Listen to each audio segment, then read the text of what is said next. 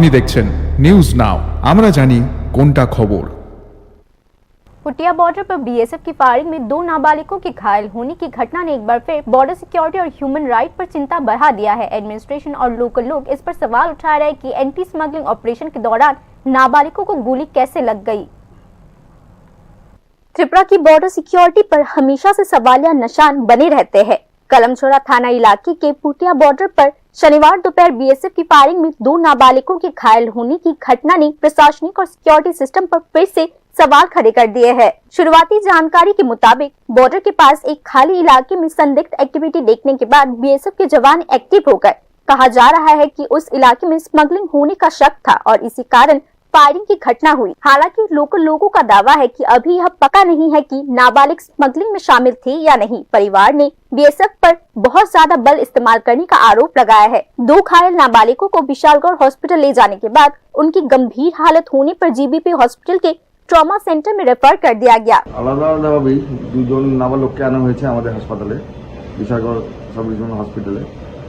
তো যেটা জানা গেছে, খবর পাওয়া গেছে যে ওদেরকে খুব সম্ভবত বিএসএফ ফায়ার করেছে।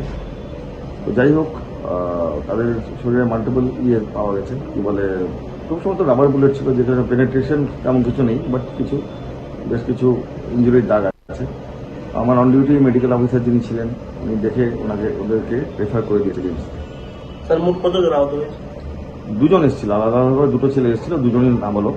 ঠিক আছে, এবং পরবর্তী সময় যদি জানতে পারলাম পুটিয়া বর্ডার থেকে এসছে ওরা, এবং খুব সম্ভবত ওই দিকে বোধহয়। ऐसे में सवाल उठता है कि क्या बॉर्डर पर संदिग्धों को रोकने के लिए कोई नॉन लीथल उपाय नहीं है? नाबालिगों पर गोली चलाने जैसे बड़े कदम क्यों उठाने पड़े?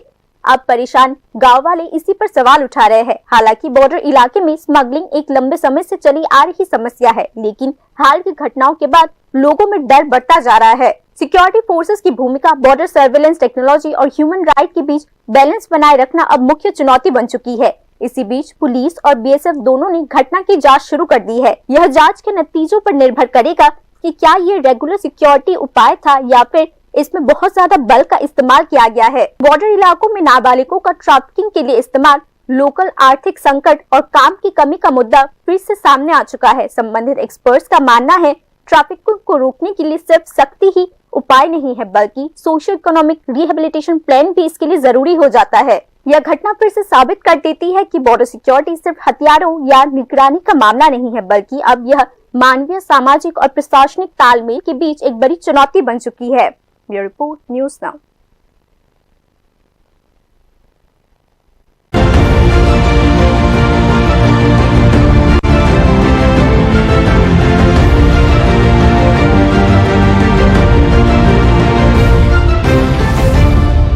আপনি দেখছেন নিউজ নাও, আমরা জানি কোনটা খবর। त्रिपुरा के पूर्वी कोलिकोरा में अंजलि मालाकार नाम के एक गृहिणी ने माइक्रो फाइनेंस लोन के दबाव में आकर सुसाइड कर लिया। यह घटना सीधे तौर पर राज्य सरकार के महिला सशक्तिकरण और ग्रामीण अर्थव्यवस्था पर चलाए जा रहे एडवर्टीजमेंट कैंपेन पर सवाल उठाती है।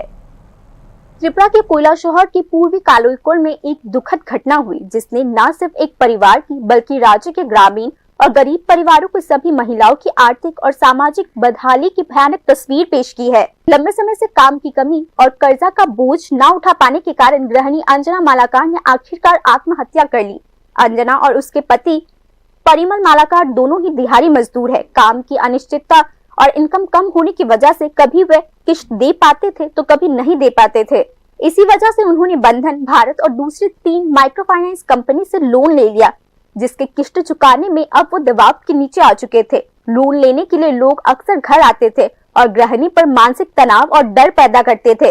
अंजनी, जो 5 दिसंबर की शाम 4 बजे से लापता थी, उनका लाश अगले दिन यानी शनिवार सुबह उसके घर के पास जंगल के सामने लटका हुआ मिला। जांच कर ही पुलिस अधिकारी बताया कि अंजना ने कर्ज के दबाव के बीच आत्महत्या कर ली। परिमल मालाकार स्त्री अंजना मालाकार পাশেতে আত্মহত্যা করছে এরকম। এরপর আমরা স্পটে দেখছি মহিলারে বাড়ির পাশে জঙ্গলে ঝুলন্ত অবস্থায়। মহিলারে বর্তমানে আমরা পোস্টমর্টমের জন্য হসপিটালে নিয়ে যেতেছি।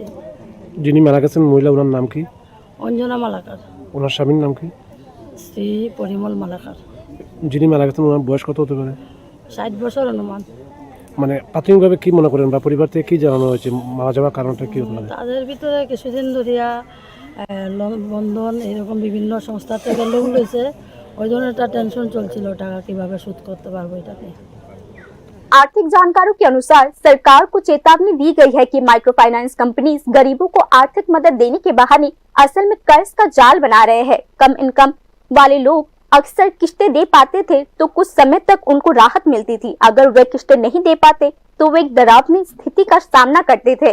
अंजना मालाकार की मौत को संबंधित लोग इसी चक्र की सबसे डरावनी झलक मान रहे हैं। सरकार की पॉलिसी के अनुसार गरीब और महिला कर्जदारों की सुरक्षा सुनिश्चित करने के लिए कई नियम बनाए गए हैं। उदाहरण के लिए कर्जदारों के लिए किस्त चुकाने की समय सीमा और वसूली के दौरान संस्था का व्यवहार। हालांकि ये नियम लागू हो रहे हैं या नहीं, अब इस पर सवाल उठ रहे हैं। बिना सही मॉनिटरिंग, सपोर्ट और एक कोऑर्डिनेटेड पॉलिसी के माइक्रो फाइनेंस के फायदे गरीबों के लिए खतरनाक हो सकते हैं। अंजना की मौत इसी घटना का एक उदाहरण बन चुका है।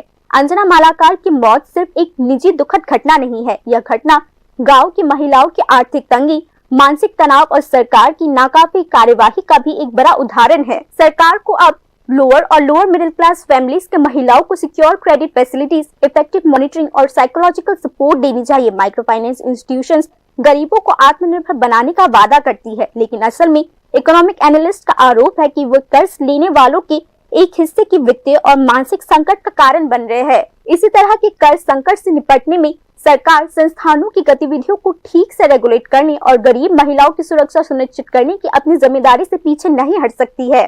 Bureau report, news now.